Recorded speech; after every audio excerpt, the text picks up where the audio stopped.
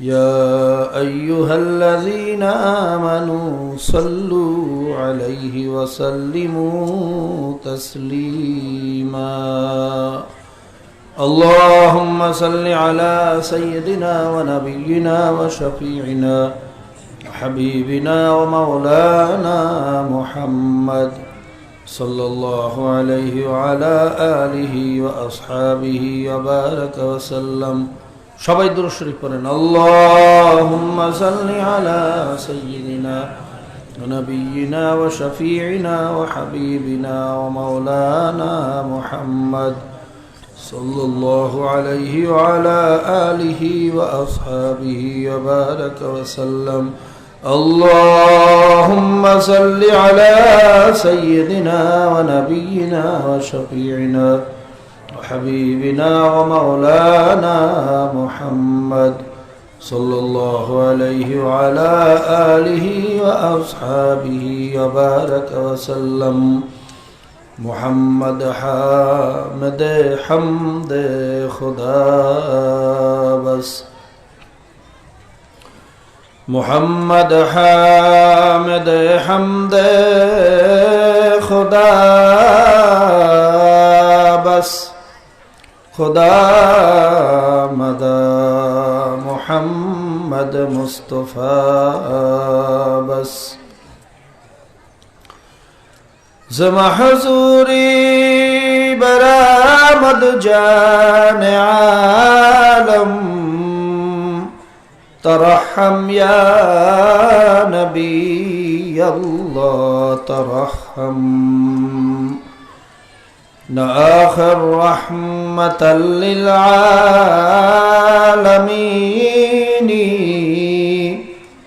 زمحروما چراغا في النشيني زكاك ايلا لائے سیراب بلخیز زكاك ايلا لائے سیراب بلخیز چنرغز خواب چندز خواب بلخیز برو اول سرز برد یمانی که روے تست صبح زندگانی أعوذ بالله من الشيطان الرجيم بسم الله الرحمن الرحيم فريق في الجنة وفريق في السعير وقال الله عز وجل في آية الأخرى إن كنتم في ريب مما نزلنا على عبدنا فأتوا بسورة من مثله وادعوا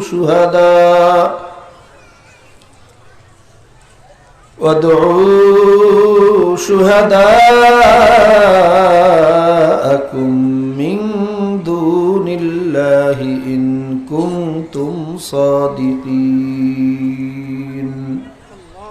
صدق الله المولانا العظيم وصدق رسوله النبي الكريم ونحن على ذلك لمن الشاهدين والشاكرين ربنا تقبل منا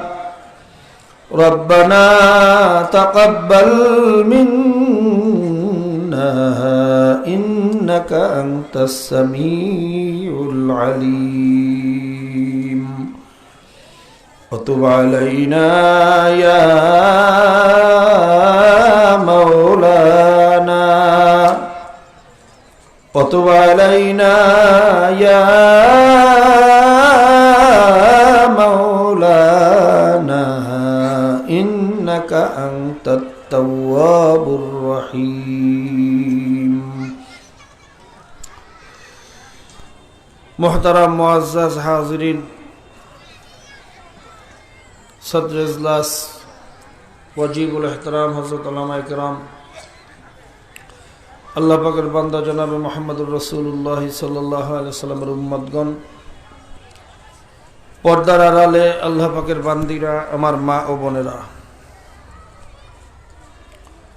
আল্লাহ জাল্লা শানুহু আম্মা নওয়ালুহুর দরবারে লাখো কোটি শুকরিয়া যে মহান আল্লাহ পাক রব্বুল আলামিন আপনাকে আমাকে দুনিয়ার সমস্ত সকল থেকে রেহাই দিয়ে জিকিরের মজলিসে কোরআন এবং হাদিসের মজলিসে আল্লাহওয়ালাদের সাথে জাকিরিন শাকিরিনদের সাথে বেগুনা তালবে আলিমদের সাথে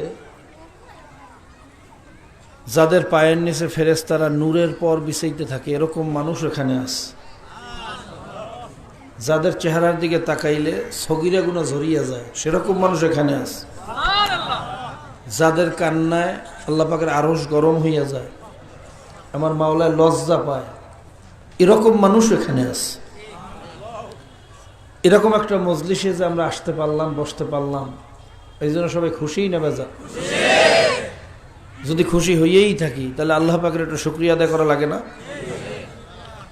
শুধু জবান দিয়ে না অন্তর থেকে অন্তরস্থল থেকে সবাই শুকরিয়া আদায় একবার জোরে সরে বলুন আলহামদুলিল্লাহ ভাইরা এই মজলিসটা কত দামি এইটা বুঝাইয়া বলার মতো যোগ্যতা আমার নাই আল্লাহ রাসূল সাল্লাল্লাহু আলাইহি ওয়াসাল্লাম বলছেন যেই মজলিসে আল্লাহ পাকের জিকির হয় হাফাতহুমুল মালাইকা ওই মজলিসের চতুর্পাশে ফেরেশতারা ঘেরাও করিয়ে ফেলায় অগাশিয়াতুমুর রাহমা ওয়া নাযালাত আলাইহিমুস সাকিনা ওই মজলিসের উপর আল্লাহ পাক রব্বুল আলামিন সাকিনা বর্ষণ করতে থাকেন রহমত বর্ষণ করতে থাকেন অন্য রওয়ায়াতে আসছে একদল রহমতের ফেরেশতা শুধু দোয়া করে মাবুদ রে যখন এই মজলিসে নিয়েই আসছো খালি হাতে ফিরাইও না এর মধ্যে যাকে তোমার ভালো লাগে তার উসিলায় তুমি সবাইকে মাফ করিয়ে দাও কি মজলিসটা দামি না অন্য রওয়ায়াতের ভিতরে আসছে যখন আল্লাহ পাকের বান্দা বান্দিরা মাওলার জিকিরের জন্য একত্রিত হয় আল্লাহ পাক রব্বুল আলামিন এর চেয়ে একটা উত্তম মজলিস অর্থাৎ ফেরেশতাদের মজলিস নিয়ে বসিয়ে যান আল্লাহ পাক রব্বুল আলামিন জিজ্ঞাসা করেন হে ফেরেশতারা আমার বান্দারা ওখানে বসে কি করতেছে পর্দার আড়ালে বান্দিরা কি করতেছে ফেরেশতারা বলে আল্লাহ তারা তো তোমার জিকির করতেছে তোমার গুণকীর্তন করতেছে আল্লাহ পাক রব্বুল আলামিন বলেন ফেরেশতারা ওরা কি আমাকে চোখে দেখছে না আল্লাহ তা তো দেখে নাই ওরা কি জান্নাত জাহান্নাম দেখছে আল্লাহ তাও তো দেখে না তখন আল্লাহ পাক রব্বুল আলামিন খুশি হইয়া বলেন ফেরেশতারা তোরা সাক্ষী থাক যেই বান্দাবান্দি চর্মচক্ষু দিয়ে আমাকে না দেখিয়া শুধু অনুভব করিয়া আমি মাওলার জিকির করলো আমি মাওলার প্রশংসা করলো আমি ওই মজলিসে সবাইকে মাফ করিয়ে দেব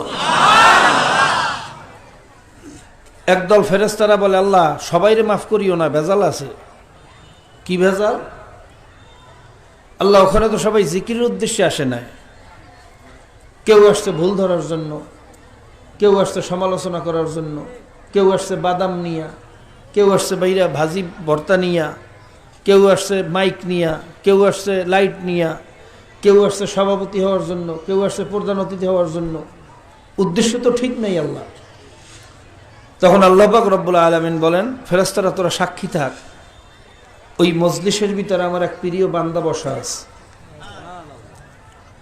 পর্দার আড়ালে আমার এক প্রিয় বান্দি আছে আমার প্রিয় বান্দার সাথে বান্দারা প্রিয় বান্দির সাথে বান্দিরা জুরিয়া মিশিয়া একসাথে বসার কারণে তার উসিলায় আমি সবাইকে মাফ করে দেব কাজী ভাইরা বড় দামি একটা মজলিসে আমরা বসছি কথা ঠিক না এই জন্য আল্লাহ পাক বলছেন কুনু মা সাদিকিন তোমরা সাদিকিন বান্দাদের সঙ্গে হয়ে যাও সৎসঙ্গে স্বর্গবাস অসৎসঙ্গে জোরে কর চোরের সঙ্গে থাকলে চোর হয় ডাকাইতের সঙ্গে থাকলে ডাকাইত হয় নেশাখোরের সাথে থাকলে নেশাখোর হয় ঠিক তদ্রুপ আল্লাহওয়ালাদের সোহবাতে গেলে আল্লাহওয়ালা হয়ে যায় দুনিয়াতে যার হাজার হাজার প্রমাণ।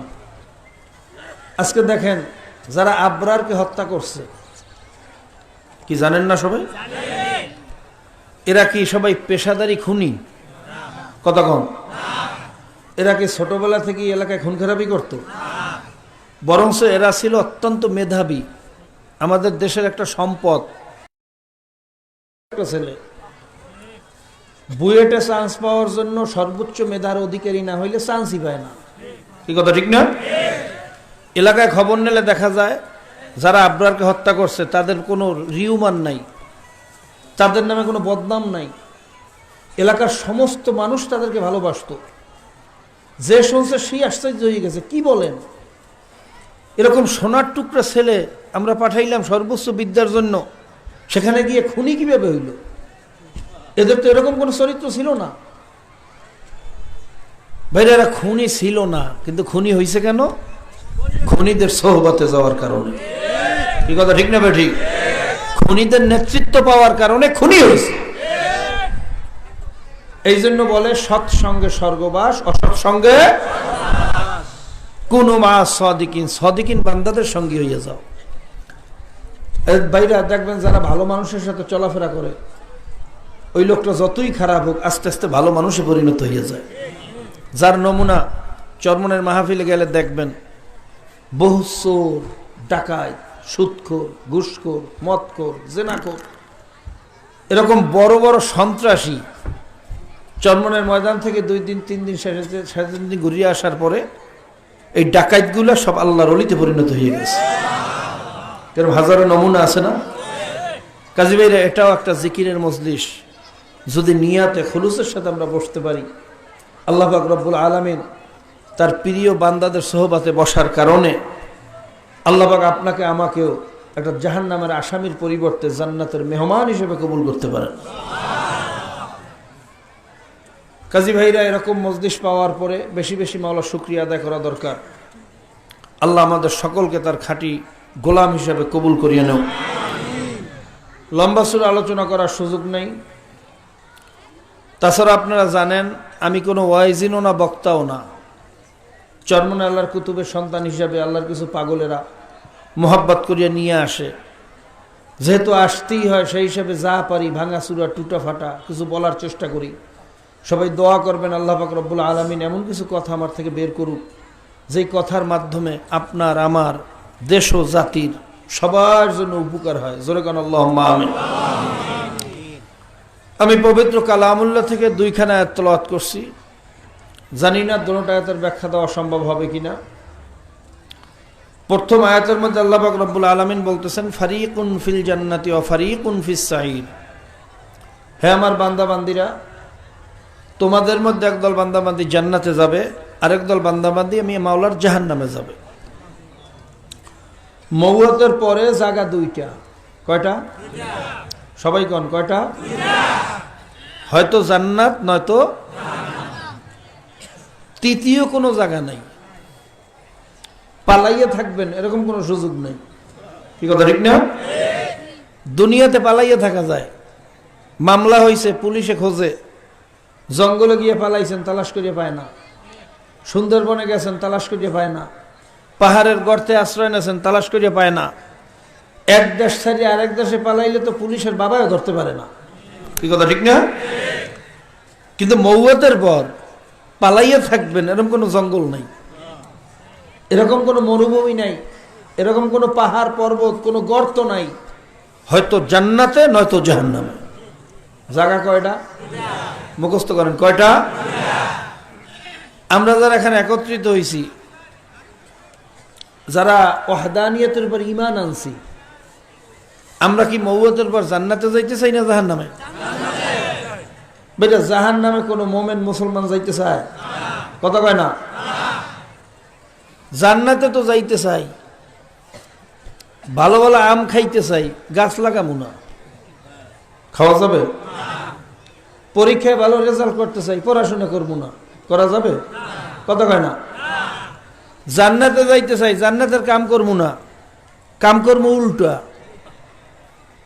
যারা জেনার আইন পাশ করে তাকে সহযোগিতা করবো, যারা মদের পারমিশন দেয় তাদের সাথে স্লোগান দেব, যারা বেপরদাকে প্রতিষ্ঠিত করতে চায় তাদের দল কর্ম, কথা কয় না। যারা সুদ ঘরে ঘরে ঢুকাইয়া, সুদের 70টা গুনাহ, তার সবচেয়ে ছোট গুনাহ হলো মায়ের সাথে জেনা করার সময়।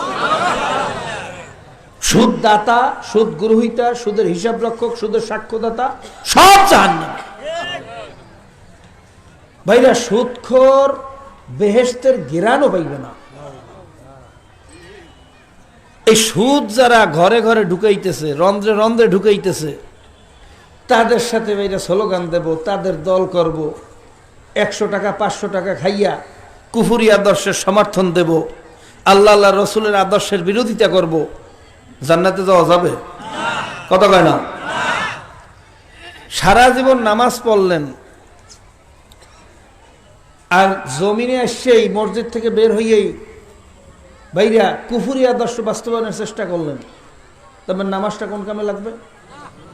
কথা কয় না। মসজিদে দিয়ে তাকবীর দিলেন আল্লাহু আকবার, আল্লাহ বড়, আর জমিনে নেমে ঘোষণা দিলেন যে না, আল্লাহ বড় না, আমার দল বড়। মসজিদে বসে ওয়াদা করলেন ইনিল হুকমু ইল্লা লিল্লাহ, আল্লাহর জমিনে আইন চলবে কার? মনে হয় চলবে না, সবাই কয় না যে কার আইন চলবে? জোরে কন। আর জমিনে নেমেই ভাইরা ঘোষণা দিলেন যে না, আইন চলবে জনগণের আইন। কার আইন? তা আল্লাহর আইন না চালাইয়া কেউ যদি জনগণের আইন চালানোর জন্য চেষ্টা করেন না সহযোগিতা করেন, আব্রাহাম লিঙ্কনের আইন, মাউসুদুনের আইন, লেনিন কালমার্সের আইন, আমেরিকার আইন, রাশিয়ার আইন, এগুলো কি মুসলমানের আইন না কাফের আইন? সবাই কথা বলেন কিসের আইন? তা কুফরি আইন বাস্তবায়নের চেষ্টা করলেন, আর কিয়ামত পর্যন্ত নামাজ পড়লেন। আমার নামাজটা কোন কাজে লাগবে? হ্যাঁ, নামাজ পড়লেই যদি জান্নাতে যাওয়া যাইতো, তাহলে ইবলিস দোষ করছে কি? কথা কন না খা। ইবলিসও তো দুনিয়া সব জায়গায় সেজদা দিয়েছে, কি দেয় না? এত সেজদা, এত ইবাদত। ভাইরা, এলেমের অবস্থা কি ছিল? মুআল্লিমুল মালায়েকা, ফেরেশতাদের উস্তাদ। আসমানি সমস্ত কিতাবের এলেম সে জানতো, যত সহিফা, যত মাসায়েব, সমস্ত কিতাবের এলেম আল্লাহ ইবলিসকে দান করছিলেন। ইবাদতের দিক থেকে সারা দুনিয়ার প্রত্যেকটা জায়গায় সে সেজদা দিয়েছে। এত ইবাদত, এত এলেম গেল কোথায়? একটা হুকুমের বিরোধিতা করছিল। কয়টা? জোরে কোন কয়টা? ঈমান নষ্ট হওয়ার জন্য কয়টা হুকুমের বিরোধিতা করা লাগে? না দুইটা লাগে? কথা কয় না। তো বর্তমান জমানায় আমরা যারা নামদারি মুসলমান আছি, অনেক বাইরে পাগড়িওয়ালা, জুব্বাওয়ালা দেখছি, এরা কি একটা হুকুমের বিরোধিতা করে না বেশি করে? আহা, সার্বে সাব যারা কোরআনকে অস্বীকার করে, যারা কুফরি আদর্শ বাস্তবায়নের চেষ্টা করে, তাদের সহযোগিতা করে, তাদের সাথে স্লোগান দেয়, আপনার ঈমানই তো নাই, তো আপনার নামাজটা কোন কামে লাগবে? কি কথা ঠিক না? কাজী বাবা, আগে ঈমান ঠিক করেন। আগে কি ঠিক করা লাগবে? কথা কন। ঈমান এমন একটা পাত্র, যেমন আপনি দুধ দোহাইতে গেছেন, 60 লিটার দুধ হয়, অস্ট্রেলিয়া থেকে ভাইরা ফ্রিজিয়াম গরু আনছেন, পিতলের কলস নিয়ে গেছেন, মনের আনন্দে দুধ দোহাইতেছেন, কিন্তু কলসের নিচে একটা সিধা। কয়টা? কথা কেনা? না দুইটা লাগবে? কি পরিমাণ দুধ নিয়ে বাড়ি যেতে পারবেন? এক ফোঁটাও না। আর দুধ দোহাইতে গেছেন, ছোট্ট একটা গরু, আদাসের দুধ হয়, মাটির একটা ঘোড়া নিয়ে গেছেন, যদিও ঘোড়াটা মাটির, কিন্তু আল্লাহর ফজলের তলা ঠিক আছে। কি ঠিক আছে?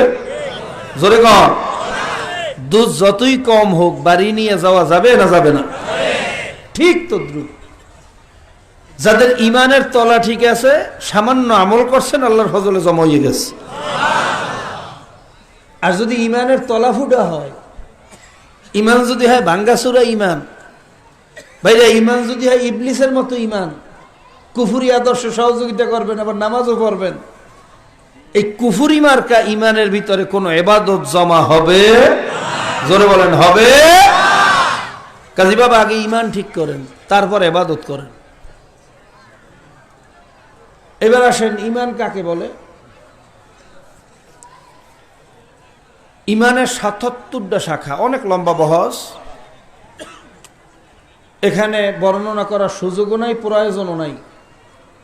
মৌলিকভাবে 3 জিনিসের নাম হইল ইমান। কয় জিনিস? জোরে কন। 3টা শিকড়ের উপরে ইমান নামক বৃক্ষটা দাঁড়ানো। তার শাখা প্রশাখা ডাল পালা অনেক থাকতে পারে, কিন্তু মূল গাছটা দাঁড়াই রয়েছে কয়টা শিকড়ের উপর? জোরে কন।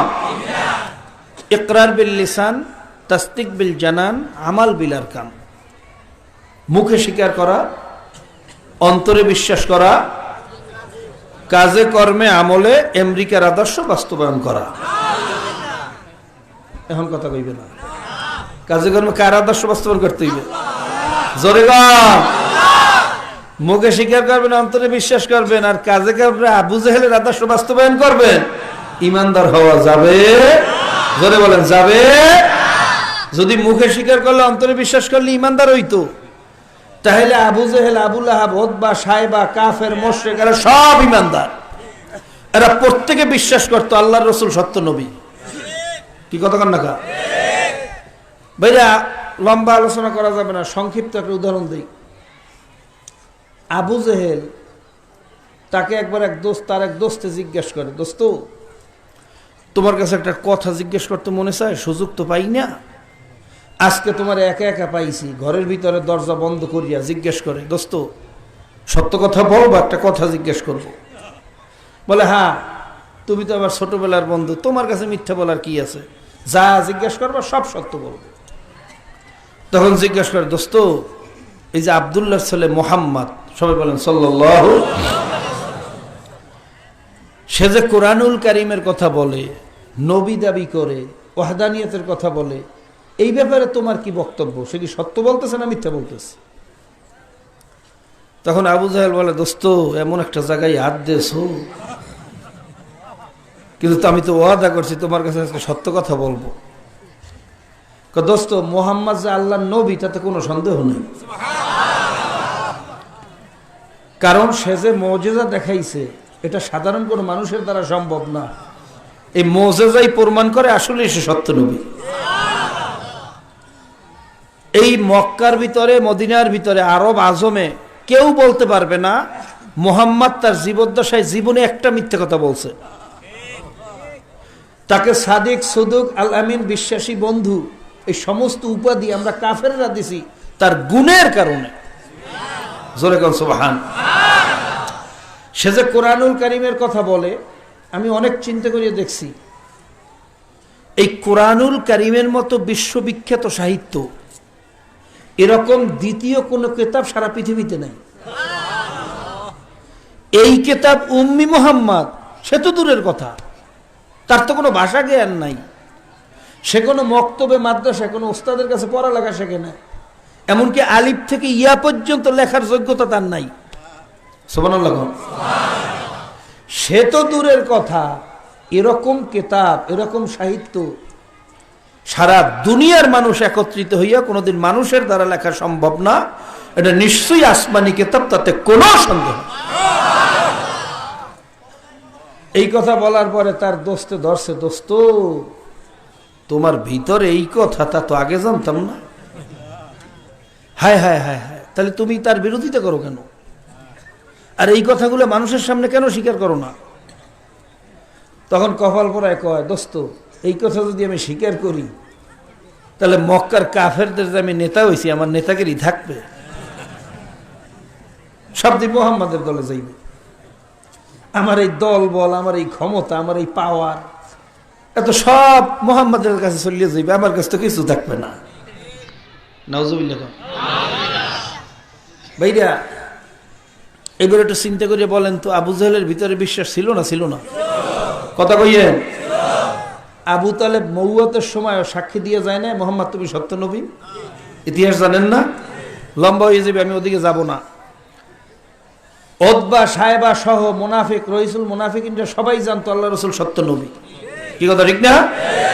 জানার পরেও আজীবন আল্লাহর হাবিবের দুশমনি করছে। কি কারণে করছে? এখন বোঝে না কি কারণ? জোরে কম। এই ক্ষমতার মোহাব্বতে মানুষকে অন্ধ বানাইয়া দেয়। কি কথা ঠিক না? ক্ষমতার মহাব্বতে বললে বাবায় ছেলেরে খুন করে, ছেলে বাবারে খুন করে, কথা বল না কা? দলের বড় বড় লিডারকে ধরিয়ে জবাই দেয় ক্ষমতার স্বার্থের জন্য, কথা ঠিক কি না? জোরে কর। তা আবু জেহেলের ভিতরেও বিশ্বাস ছিল, জবানে স্বীকার ছিল। বর্তমান জবানে এরকম আবু জেহেল মার্কা একদল ইমানদার, যাদের ভিতরে বিশ্বাস আছে, জবানে স্বীকার আছে, কিন্তু কাজকর্ম করে আবু জেহেলের আদর্শ বাস্তবায়নের চেষ্টা। কি কথা ঠিক না? আল্লাহ রসুলের আদর্শের বিরোধিতা করে, কথা কয় না? আল্লাহর রসুলের পক্ষে রাস্তায় নামলে পাখির মতো গুল্লি করে, কথা বল না কা? নর্তকী অসুস্থ হইলে মন্ত্রীরা দেখতে যায়, বেশ্যা অসুস্থ হইলে হসপিটালে যায়, আর আল্লাহর রসুলের প্রেমিকরা রাস্তায় পড়িয়ে রয়েছে, দেখার মতো কোনো মানুষ নাই। এই কথা ঠিক না ভাই? ঠিক। এগুলো কিসের মহব্বতে করে, কথা বল না কা? জোরে কর। তা আবু জাহেলের ভিতরে বিশ্বাস ছিল, জবানে স্বীকার ছিল, আজীবন আল্লাহর হাবিবের তরিকার দুশমনী করছে, এই ক্ষমতার মহাব্বতে, দলের মহাব্বতে, নেতাগিরির মহাব্বতে। তোমার ভিতরে বিশ্বাস আছে, জবানে স্বীকার আছে, আল্লাহ রসুলের তরিকার দুশমনী করতেছো এই ক্ষমতার মহাব্বতে, দলের মহাব্বতে। তো তোমার ভিতরে আর আবু জাহেলের ভিতরে পার্থক্য কোথায়? আমারে বুঝাইয়া তারপর আজকে যাইবেন। কি কথা বল না কা? কোনো পার্থক্য আছে? জোরে কর। তা আবু জাহেলের জায়গা যদি জাহান্নামে, আমার এই বন্ধুদের জায়গা হইবে কোথায়? কাজী বাবা, আমার উপর রাগ হইয়েন না। যদি মোমেন হইতে চান, তিন জিনিসের সমন্বয় মোমেন হওয়া লাগবে। কয় জিনিস? মুখে স্বীকার করতে হবে, অন্তরে বিশ্বাস করতে হবে, কাজে কর্মে আমলে প্রমাণ করিয়া দেখাইতে হবে আমি আল্লাহ এবং আল্লাহর রসুলের সৈনিক, আমি ইহুদি খ্রিস্টান কাফের মুশরিকের দালাল না। কি কথা ঠিক না? ঠিক। আমি আব্রাহাম লিঙ্কন আর মাউসুদুনের দালাল না, আমি আমেরিকার রাশিয়ার দালাল না, আমি আল্লাহ এবং আল্লাহর রসুলের দালাল। কি কথা ঠিক না? ঠিক। এইটা যদি কাজে কর্মে প্রমাণ করতে না পারেন, আপনি কিয়ামত পর্যন্ত নামাজ পড়তে পারেন, খোদার কসম খাইয়ে বলতে পারি আপনার নামাজ কোনো কাজে লাগবে না। ভাইরা, এই যে কথাগুলো বললাম, অনেকে মনে রাগ হইছেন, কথা বলে না?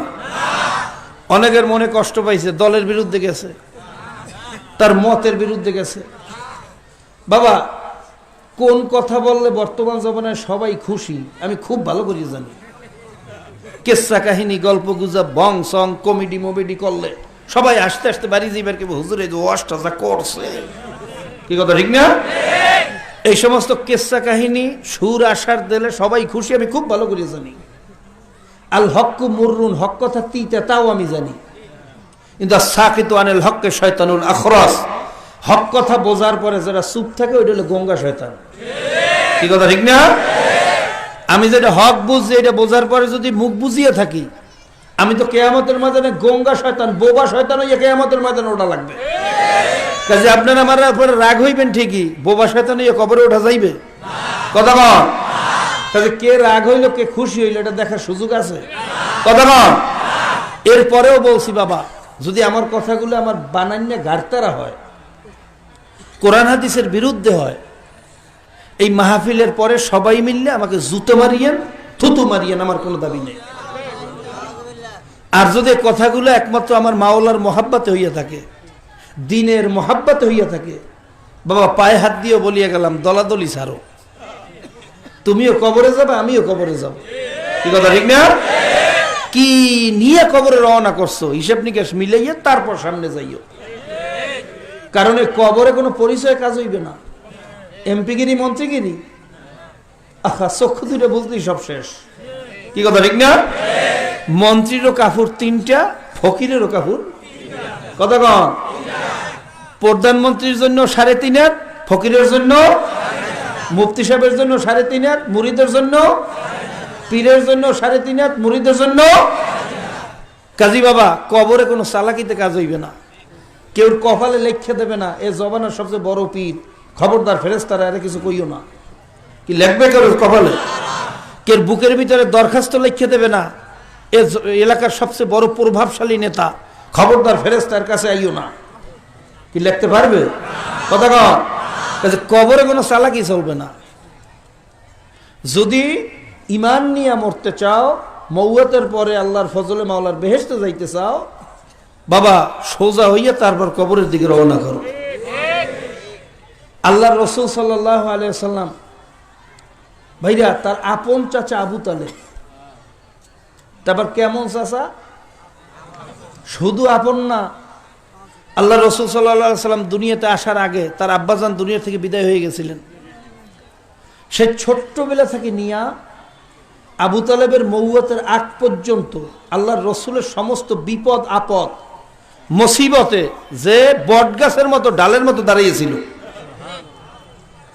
আল্লাহর রসুল সাল্লাল্লাহু আলাইহি ওয়াসাল্লামকে আবু তালেব এত বেশি মহব্বত করত, আল্লাহর রসুলের একটু মাথা ব্যথা হইলে অস্থির হয়ে যেত।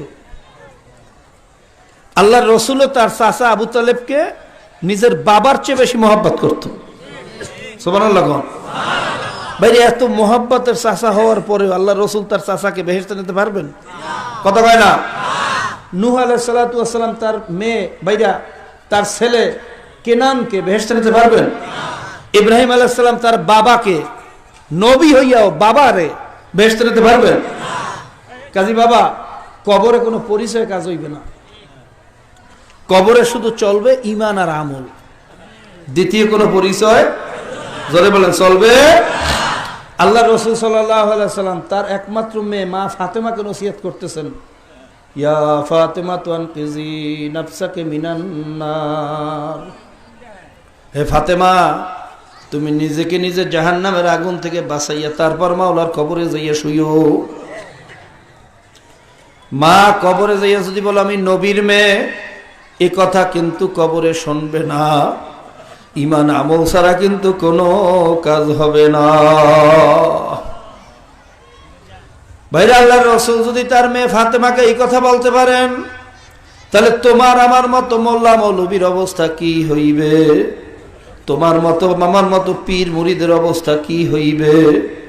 বাবা ফেরেশতাদের গুর্জের বাড়ির চড়ে পায়খানা বাহির হইয়া যাইবে, কোনো চালাকিতে কাজ হবে না। কাজী ভাইরা এখনো যারা ঈমান আমল দুরুস্ত করতে পারি নাই, হাতে পায়ে ধরিয়াও বলিয়া গেলাম, নিজের কলবের কাছে নিজে জিজ্ঞাসা করিয়া বুঝিয়া শুনিয়া কবরের দিকে রওনা করিও। আমার এবারে রাগ হইয়া লাভ নাই, আমার কথা বানাইনা যদি হয়, আমার কথাগুলা যদি ঘাড় তারা হইয়া থাকে, আমি তো আগেই বলছি সবাই মিল্লা মাহফিলের পরে জুতা মারিয়েন, আমার গায়ে থুথু মারিয়েন, কোনো দাবি নাই। আর যদি কথাগুলো ঈমান আমল অনুযায়ী বলিয়া থাকি, বাবা পায়ে হাত দিয়েও বলিয়া গেলাম এখনো সময় আছে, ফেরো ফেরো ফেরো। কারণ কার কখন মৌয়াতের সময় হইয়া যায় বলা যায় না। আজরাইল কিন্তু প্রত্যেকের পিছনেই হাত পাইতে দারোগার মতো হ্যান্ডকাপ নিয়ে ঘুরতে আছে, শুধু মালিকের একটু হুকুমের অপেক্ষায় আছে। হুকুম পাওয়ার সঙ্গে সঙ্গে যখন খপ করিয়া থাবাটা মারবে রে বাবা, কলিজার রগগুলারে সিরিয়া সিরিয়া জান্ডারে কবজ করে লইয়া যাইবে, সমস্ত মানুষ বোকা হইয়া দাঁড়াইয়া থাকবে, কিছু করতে পারবে না। হাজারো চেষ্টা কোনো কাজে লাগবে না। কাজী ভাইরা এখনো যারা ভুলের মধ্যে আছেন আজকেই তওবা করেন। যদি তওবার মতো তওবা করতে পারি, আমার মাওলা বলছে আমিও খালি হাতে ফিরাইয়া দেব না। আল্লাহ আমার মাওলা বড় দয়ার মাওলা, আমার মাওলা বড় মায়ার মাওলা। আমরা যতই গুনাহ করি, আমাদের গুনার একটা সীমা আছে, সংখ্যা আছে। আসমান জমিন বরাবর গুনাহ করলেও তার একটা পরিমাণ আছে। কিন্তু আমার মাওলা বলে আমার দয়ার কোনো সীমা নাই, সংখ্যা নাই। আমি মাওলা যেমন বড়, আমার দয়াও সেই রকম বড়। আমি মাওলা যেমন বড়, আমার মায়াও সেই রকম বড়। আমি মাওলা যেমন বড়, আমার জান্নাতও সেই রকম বড়। আমি মাওলা যেমন বড়, আমার জাহান্নামও সেই রকম বড়। আমার মাওলা সব বড়, সব বড়, সব বড়। কাজী ভাইরা অন্যায় করছি, ভুল করছি, তওবা করো। তওবার মতো তওবা করতে পারলে খোদার কসম খাইয়াও বলতে পারি আমার মাওলায় খালি হাতে ফিরাইয়া দেবে না। তবে ভাইরা আত-তাওবাতু আন-নাদামাতু আত-তাওবাতু আর-রুজআতু, তওবার অর্থ লজ্জিত হওয়া, তওবার অর্থ ফিরিয়ে আসা। ইবলিসও একটা অন্যায় করছিল, আদম আলাইহিস সালাম একটা অন্যায় করছিলেন।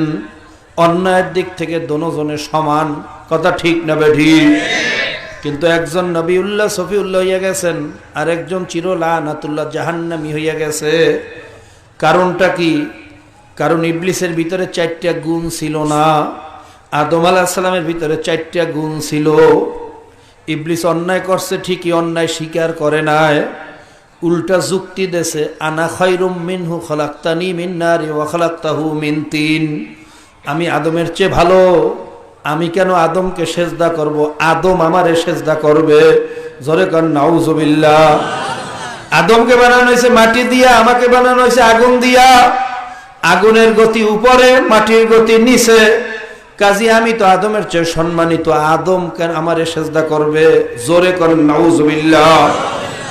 ইবলিস অন্যায় স্বীকার করে নাই, উল্টা যুক্তি দেছে, কথা ঠিক না বেঠিক? অন্যায় থেকে ফিরিয়ে আসে নাই, আমার মাওলার কাছে লজ্জিত হয় নাই, সিনা টাইট করিয়া দাঁড়াইছে। আবা ওয়াস্তাকবারা ওয়া কানা মিনাল কাফিরিন, আমার মাওলার সাথে তাকাব্বুরি করছে, কথা ঠিক না বেঠিক? জোরে বল ঠিক না বেঠিক? ইবলিস আল্লাহর কাছে মাফও চায় নাই, এই 4টা গুণ না থাকার কারণে আল্লাহর দরবারে ভাইরা মাফ পায় নাই, জাহান্নামের আসামি হইয়া গেছে। আর আদম আলাইহিস সালাতু ওয়াস সালাম অন্যায় করার সঙ্গে সঙ্গে অন্যায় স্বীকার পাইছেন। রব্বানা যালামনা আনফুসানা ওয়া ইল্লাম তাগফির লানা ওয়া তারহামনা লানাকুনান্না মিনাল খাসিরিন। মাবুদ রে, আমি ভুল করিয়া ফেলাইছি, অন্যায় করিয়া ফেলাইছি, অন্যায় স্বীকার পাইছে, মাথাটা নত করিয়া দিছে। আল্লাহ মাওলার কাছে লজ্জিত হইছে, এমন ভাবে লজ্জা পাইছে, 350 বছরের ভিতরে আসমানের দিকে লজ্জায় মাথা জাগায় নাই, কানতে কানতে নহর সারি করিয়া ফেলাইছে। এরবার মাওলার সাথে ওয়াদা করছে, মালিক আর কোনদিন অন্যায় করব না। এরপরে আমার মালিকের কাছে মাফ চাইছে, মালিক তুমি আমাকে মাফ করিয়া দাও। ভাইরে 4 গুণ থাকার কারণে নবিউল্লাহ সফিউল্লাহ সম্মানিত হইয়া গেছেন। সবাই বলুন সুবহানাল্লাহ। আদম আলাইহিস সালাম কিন্তু অনেক যুক্তি দিতে পারতেন, বাবু তুমি আমাকে বানাইছো, আবার গন্ধম কেন বানাইছো? গন্ধম বানাইছো ভালো কথা, খাইতে আবার কেন নিষেধ করছো? জোরে কান নাউজুবিল্লাহ। খাইতে নিষেধ করছো, আবার শয়তানের কেন আমার পিছনে লাগাইছো? শয়তান সরাসরি পারবে না, হাওয়া আলাইহিস সালামের সহযোগিতা কেন নেওয়াইছো? এরকম যুক্তি কিন্তু আদম আলাইহিস সালামও দিতে পারতেন, কথা ঠিক না বেঠিক? কিন্তু না, যুক্তিতে মালিকের সাথে মুক্তি নাই। ভাইরা আদম আলাইহিস সালাম চিন্তা করছেন, আমার মাওলা কেন বানাইছে, আমার মাওলাই ভালো জানে, আমার জানার দরকার নাই। আমারে খাইতে নিষেধ করছে, আমি কেন খাইছি এইটাই আমার ভুল। কিভাবে খাইছে এটা দেখার বিষয় না, আমার মাওলাই তোমার বলছে খাইও না, আমি কেন খাইলাম এইটাই আমার ভুল। সাথে সাথে মাথাটা নোয়াইয়া দিয়া, মালিক রে তুমি আমাকে মাফ করিয়া দাও। ভাইরা আদম আলাইহিস সালাম থেকে নেসিয়ান থেকে ইনসান, ভুলের ঊর্ধ্বে কোনো মানুষ নাই। আমাদের থেকে ভুল হইবে না মাওলায় জানে, কথা ঠিক না বেঠিক? জোরে গান ঠিক না বেঠিক? আমাদের থেকে অন্যায় হইবে, ভুল হইবে, এই জন্য আমার মাওলা সবসময় দরজা খুলিয়া রাখছেন, পদ্ধতি শিখাইয়া দিয়েছেন। ভুলেছে গে ভুল হইয়া গেছে, সাথে সাথে মাথাটা নত করিয়া দাও, মালিক ভুল করিয়া ফেলাইছি, আর করব না। আর যদি মাথা নত না করিয়া উল্টা যুক্তি দাও, বর্তমান জবানায় একটু সুদ টুদ না খাইলে কি চলা যায় নাকি? জোরে কান নাউজুবিল্লাহ। বর্তমান জবানায় এত পর্দা করিয়া চলা যায় নাকি? বর্তমান জবানায় একটু মিথ্যা কথা না বললে ব্যবসা করা যায় না? জোরে কান নাউজুবিল্লাহ, জোরে কান নাউজুবিল্লাহ। কাজী আমার দোষ না, জবানার দোষ। এরকম জবানা আল্লাহ তুমি কেন বানাইছো? আমার দোষ না, দোষ হইল তোমার। বাবা এটা হইল ইবলিসের চরিত্র, কথা ঠিক না বেঠিক?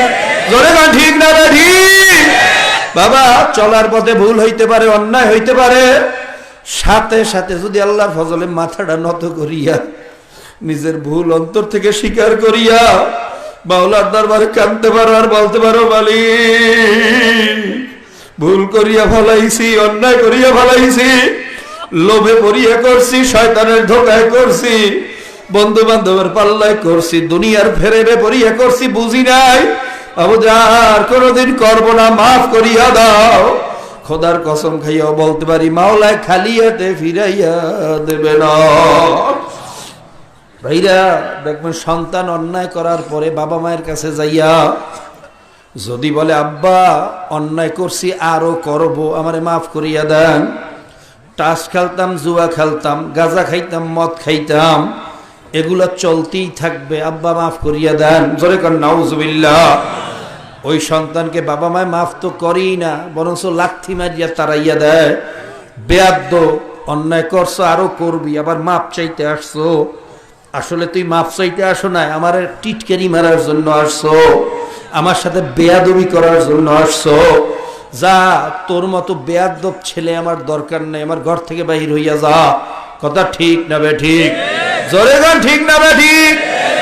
আর সন্তান অন্যায় করার পরে বাবা মায়ের কাছে যাইয়া মাথাটা নত করিয়া কাকুতি মিনতি করিয়া যদি বলে আব্বা ভুলে চুকে পড়িয়া অন্যায় করছি আর কোনোদিন করব না, আর সাথে সাথে যদি 2 ফোঁটা চোখের পানি ছাড়তেই পারে, ওই সন্তান যত বড়ই অন্যায় করুক বাবা মায় মাফ না করিয়া পারে না। কথা ঠিক না বে ঠিক?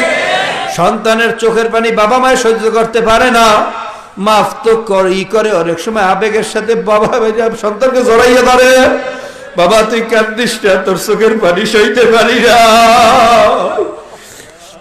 বাবা তোরে মাফ করিয়া দিলাম, আমরা তোরে অনেক কষ্ট দিছি, ঘরের বাহিরে বাহির করিয়া রাখছি, কোথায় খাইছো কোথায় ঘুমাইছো তোরও অনেক কষ্ট হইছে, তুইও আমাদের উপরে দাবি রাখিস না, বাবা যা তোরে মাফ করিয়া দিলাম। ভাইরে আমার মাওলা ডাক দিয়া বলেন, হে বান্দা বান্দি, তোর মা আর তোরে কত ভালোবাসে, তোর বাবা আর তোরে কত ভালোবাসে, তার চেয়ে 1000 গুণ বেশি ভালোবাসি আমি মাওলায় তোদেরকে। তোরা যখন আমার আমি মাওলার দরবারে মাথাটা নত করিয়া দেলডারে ভাঙিয়া কাকুতি মিনতি করিয়া যখন বলতে থাকো মালিক অন্যায় করছি মাফ করিয়া দাও, আর কোনদিন করব না, আমার মাওলা বলে মান জাআনি মান তাকাররাবা ইলাইয়া তালাক্তাইতাহু মিন বাইত। जब कोई बंदा बंदी मेरी तरफ आता है शिकस्ता दिल आता है टूटा हुआ दिल आता है, जब वो घबरा कर चारी तरफ मायूसी का समुंदर देखता है, आसमान उस पर टूट सा नजर आता है, जमीन उस पर तंग हो जाता है, चारी तरफ के दरवाजे जब उस पर बंद हो जाता है, मेरी दरवाजा कभी बंद नहीं होता, मेरी दरवाजा कभी बंद नहीं होता। ए बंदा बंदी सबाई যখন দরজা বন্ধ করে আমার দরজা তখনও খোলা, আমি সব সময় তোদের জন্য দরজা খুলিয়া রাখছি। আয় আয় আয় আয় আয়, আমার মাওলা সব সময় কুদরতি জবানে আমাদেরকে ডাকে, এ বান্দা বান্দি আয়, ভুল করছো, অন্যায় করছো, শিরক করছো, বেদাত করছো, আয় যাবি কোথায়? আমার দরজা বন্ধ করলে তার কোনো দরজা নাই, আমার দরজা তোদের জন্য খোলা। বাজা বাজা রাচস্তি বাজা দরকা ফেরোগ প্রভুত পুরুস্তি বাজায় দরগায়ে মাদার গায়ে নাউমিদিনিস সদগারাগার তওবা শিকাস্তি বাজা। এ বান্দা বান্দি ভূত পূজা করছো, অন্যায় করছো, মূর্তি পূজা করছো, অগ্নি পূজা করছো, আয় আয় আয় আয় আয় আয় আমার দরবারে ফিরিয়ে আয়, আমার কাছে মাপ চা, ক্ষমা চা, আমি তোদের জীবনের সমস্ত গুনাহ মাফ করিয়া দেব। কাজী বাবা অন্যায় করছি, ভুল করছি, মাওলার কাছে তওবা করো। আল্লাহ আমার মাওলার দয়ার কোনো সীমা নাই, সংখ্যা নাই। আল্লাহ ভাইরা কারুনের নাম তো আপনারা সবাই শুনছেন, বড় মুজরিম ছিল। আল্লাহ যাকাতকে অস্বীকার করছিল, তার বড় আর একটা অপরাধ ছিল, মুসা আলাইহিস সালামের উপরে জেনার তহমাত লাগাইছে। জোরে করেন নাউজুবিল্লাহ। মুসা আলাইহিস সালাম নবীদের ভিতরে সবচেয়ে রাগী নবী ছিলেন। সেজদায় পড়ে কান্দেন আর বলেন, মালিক, আমি কি অন্যায় করলাম, কি অপরাধ করলাম? কারণ কেন আমার বিরুদ্ধে এত বড় মিথ্যা তহমাত লাগাইছে? আমি তো লজ্জায় মানুষকে মুখ দেখাইতে পারি না, ঘরের থেকে বাহির হইতে পারি না। মাবুদ, তুমি আর ফয়সালা করো। আল্লাহ পাক রব্বুল আলামিন বলেন, হে নবী মুসা, আপনি কান্না বন্ধ করেন, আপনার কান্না আমি সইতে পারি না। জমিন আপনার তাবে করিয়া দিলাম, এখন আপনি যা হুকুম করবেন তাই হইবে। জোরে কোন সুবহানাল্লাহ। মুসা আলাইহিস সালাম অনুমতি পাওয়ার পরে সেজদার থেকে দাঁড়াইছেন, রাগে থরথর করিয়া কাঁপতেছেন। ভাইরা, নবীদের ভিতর সবচেয়ে রাগী নবী ছিলেন নবী মুসা। তিনি যখন রাগ হইতেন, পাগড়ি ভেদ করিয়া চুলগুলা দাঁড়াইয়া যাইত। জোরে কোন সুবহানাল্লাহ। মুসা আলাইহিস সালাম রাগে থরথর করিয়া কাঁপতেছেন। জমিনকে হুকুম করলেন, ইখতাসিবে, হে জমিন, কারুন কোথায় আছে ওরে ধরিয়া নিয়ে জমিনের নিচে ঢুকাইয়া দাও। হুকুম করার সঙ্গে সঙ্গে জমিন খাটো হইয়া কারুন সামনে উপস্থিত হইয়া গেছে, হাঁটু পর্যন্ত জমিনের নিচে ঢুকিয়া গেছে। কারুন বলে, ও নবী মুসা, তুমি আমাকে মাফ করিয়া দাও। নবী মুসা বলে, হে জমিন, আরো নিচের দিকে নিয়ে যাও। কোমর পর্যন্ত ঢুকিয়া গেছে। কারণ বলে, ও নবী মুসা, আমাকে মাফ করিয়া দাও। মুসা আলাইহিস সালাম বলেন, হে জমিন, ওরে আরো নিচের দিকে নিয়ে যাও। এরকম যাইতে যাইতে মাথা পর্যন্ত জমিনের নিচে ঢুকিয়া গেছে। জোরে কোন নাউজুবিল্লাহ। তাফসীরের ভিতরে আসছে, কারণ কিয়ামত পর্যন্ত এরকম শুধু জমিনের নিচের দিকেই যাইতে থাকবে। ওই কপাল পোড়ার শাস্তি দুনিয়ার থেকে শুরু হইয়া গেছে। ভাইরা, শাস্তির উপযুক্ত ছিল, তাতে কোনো সন্দেহ নাই। এরকম শাস্তি পাওয়ার মতো অনেক অপরাধ ওই কপাল পোড়ায় করছে। কথা ঠিক না বেঠিক? কিন্তু আহকামুল হাকিমিন রব্বুল আলামিন, আমার মাওলা কি বলতে আছেন? আমার মাওলা ডাক দিয়ে বলতেছেন, ইজ্জতি লাবিস্তাগা সাবিলা গাস্তুহু, হে নবী মুসা, আমার পাক ও ইজ্জতের কসম খাইয়া বলছি, কারণ তোমার কাছে বারবার ক্ষমা চাইছে, তুমি ক্ষমা করতে পারলা না। আমার পাক ও জালালিয়াতের কসম, কারণ যদি একবার আমি মাওলার দরবারে বলতো, মালিক আমারে মাফ করিয়া দাও, মালিক আমারে মাফ করিয়া দাও, আমার পাক ও জালালিয়াতের কসম, আমি কারুনকে জমিনের নিচের থেকে টানিয়া উপরে দাঁড়া না করাইয়া পারতাম না। কাজী আমার মাওলার দয়ার কোনো শেষ নাই। দয়া